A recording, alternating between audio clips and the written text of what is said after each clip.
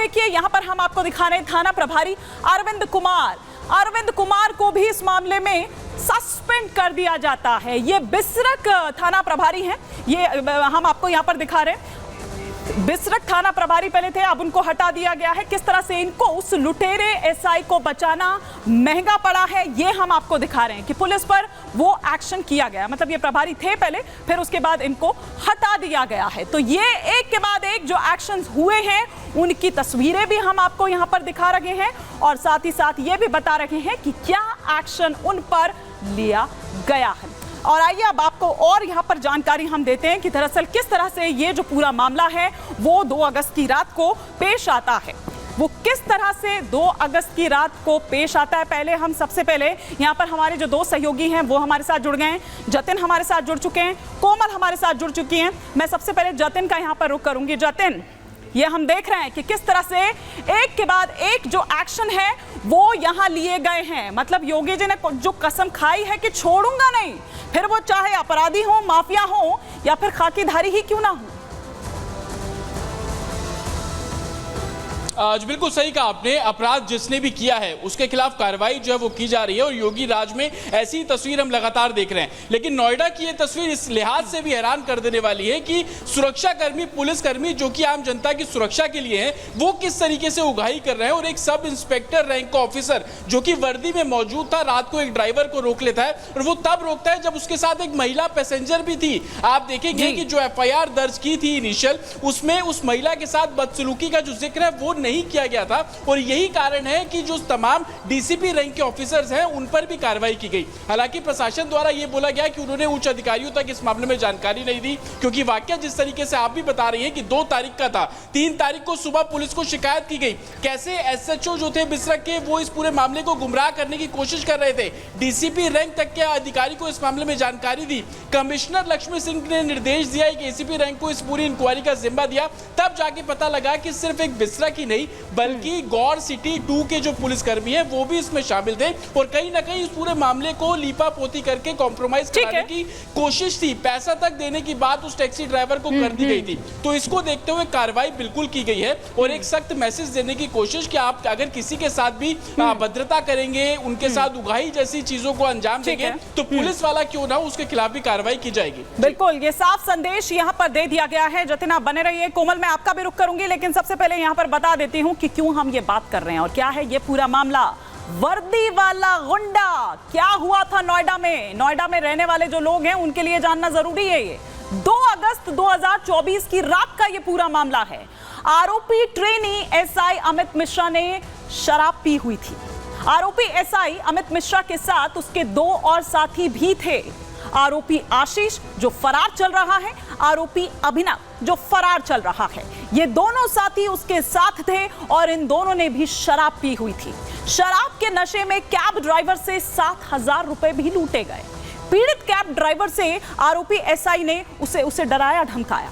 वारदात के वक्त कैब में एक महिला सवारी भी बैठी हुई थी।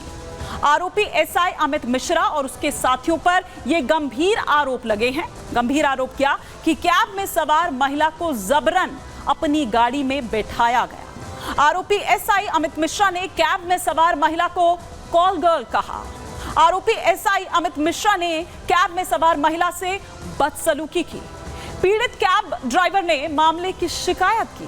कैब ड्राइवर पर समझौते का प्रेशर भी डाला गया कि मामले को रफा दफा करो, कहीं किसी को बताने की जरूरत नहीं है। चौकी इंचार्ज ने ट्रेनी SI अमित मिश्रा को बुलाया। पीड़ित के सामने शिनाख्त भी करवाई गई, लेकिन नोएडा पुलिस ने SI पर कोई कार्रवाई नहीं की। इसके साथ ही कैब ड्राइवर को उल्टा डरा दिया, धमका दिया और वहां से उसके बाद भगा दिया। तो आप ये देखिए कि किस तरह से ये पूरा मामला जो है वो पेश आता है। लेकिन हमारी सहयोगी कोमल वहां जाती हैं और वहां पर वो क्या देखती हैं, क्या उन्होंने जांचा परखा, वो हम आपको उनकी इस रिपोर्ट के जरिए दिखाते हैं। ने अपनी शिकायत में कहा है कि वो पंचशील दिल्ली के पंचशील विहार से एक महिला को अपने कैब में बैठा करके ला रहा था। हालांकि जैसे ही वो गौर सिटी 1 पर पहुंचता है उस दौरान एसआई, जो ट्रेनी एसआई है, जिसे फिलहाल जेल भेज दिया गया है, अपने 2 साथियों के साथ मिलकर के पहले तो कैब चालक के साथ वो बदतमीजी करता है, अभद्र भाषा का इस्तेमाल करता है। साथ ही साथ वो कैब चालक और महिला को अपनी गाड़ी में बैठा लेता है और गाड़ी में बैठाने के बाद उसे कहीं सुनसान इलाके में ले जाता है। सुनसान इलाके में ले जाने के बाद उससे 7,000 रुपए की लूट करता है। अगर पुलिस के इन्वेस्टिगेशन की बात करें और जब पुलिस से हम लगातार इस मामले को लेकर के सवाल कर रहे हैं तो पुलिस इस मामले में कहीं ना कहीं चुप्पी साधे हुए नजर आ रही है। महिला को लेकर के जब हमने सवाल किया तो फिलहाल इस महिला को लेकर के कुछ भी बताने से इनकार कर रही है। तो हमारी सहयोगी कोमल की ये रिपोर्ट आप देख रहे थे, लेकिन कोमल, जो 2 उसके और साथी थे इस एसआई के, वो अभी फरार है। उनके लिए क्या किया जा रहा है, उनकी तलाशी के लिए, दबिश के लिए?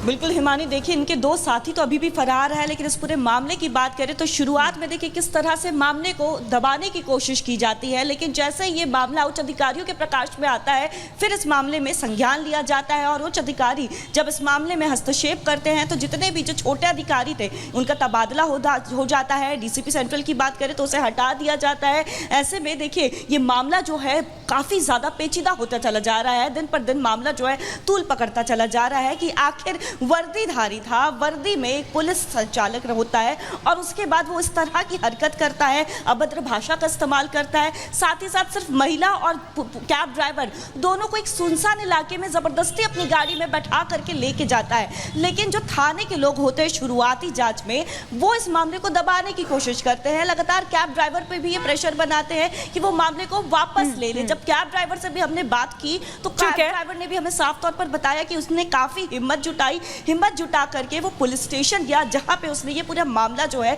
शिकायत दर्ज कराई। जी बिल्कुल। और उसके बाद किस तरीके से जो पुलिस है जब उसके पास शिकायत की जाती है वो शिनाख्त भी कराती है महिला के आगे, कैब ड्राइवर को उल्टा धमकाकर भगा दिया जाता है। मैं उस पर भी आऊंगी कि क्यों ऐसा किया गया, जबकि खुद डीसीपी सुनीति सिंह एक महिला हैं, वो कैसे बर्दाश्त कर सकती हैं अपने आगे एक महिला के साथ इस तरह के व्यवहार को।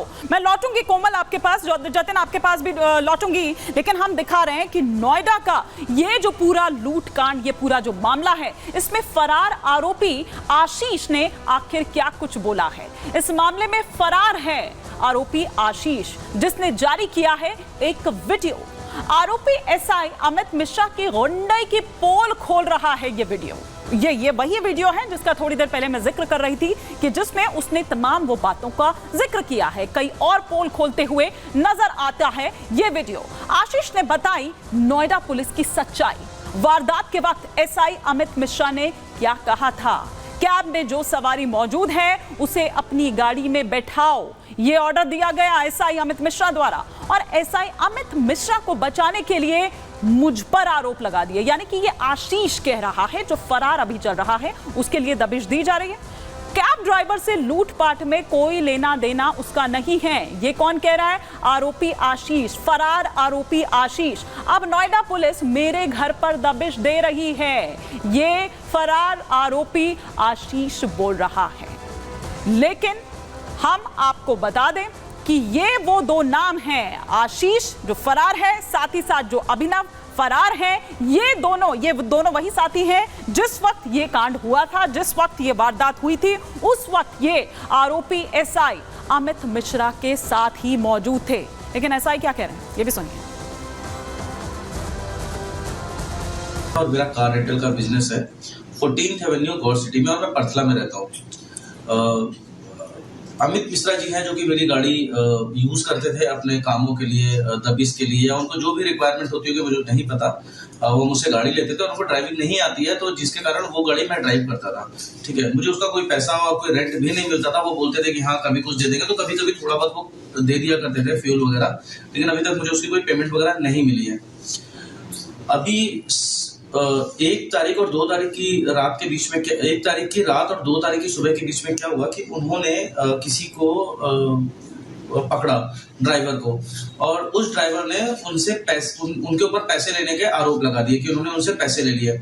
सर देखिए, मेरा कार रेंटल का काम है, मेरे पास ठीक ठाक पैसे थे, मुझे किसी भी पैसे वैसे की जरूरत नहीं है। मेरी मजबूरी है कि पुलिस प्रशासन ने इसलिए मुझे गाड़ी देनी पड़ती है, क्योंकि अगर हम गाड़ी नहीं देंगे तो हमारा काम बंद कर दिया जाएगा। और अक्सर ऐसा होता भी है कि कभी चालान काटने लगते हैं कि गाड़ी रोड पे खड़ी है, इस तरह का बहुत परेशान किया जाता है।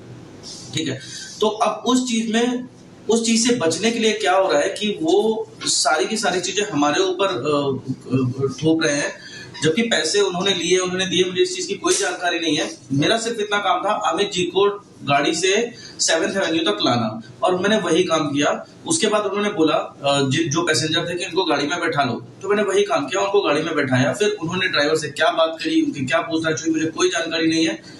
लेकिन इस चीज को लेके मुझे बहुत ज्यादा परेशान किया जा रहा है। मेरे घर पे बार बार छापे पड़ रहे हैं, पुलिस आ रही है और फीमेल मेंबर्स है उनको परेशान कर रही है। कोई कांस्टेबल फीमेल नहीं आती है, रात को 2 बजे वो घर में घुस जाते हैं और बहुत ज्यादा परेशान किया जा रहा है। सर मैं बहुत परेशान हूँ, प्लीज इस चीज पर उचित कार्रवाई करी जाए और पता लगाया जाए कि मामला क्या है और मुझे क्यों इतना ज्यादा परेशान किया जा रहा है। मेरे नंबरों की डिटेल निकाल के मेरे रिलेटिव्स को और मेरे जानने वालों को फोन किया जा रहा है, और एक लड़के को जो कि मेरा जानने वाला है उसको उठाकर बिसरख थाने में बंद करके रखा हुआ है। अब मुझे नहीं पता कि क्यों बंद कर रखा है, लेकिन इस चीज को 24 घंटे से ज्यादा हो चुके हैं।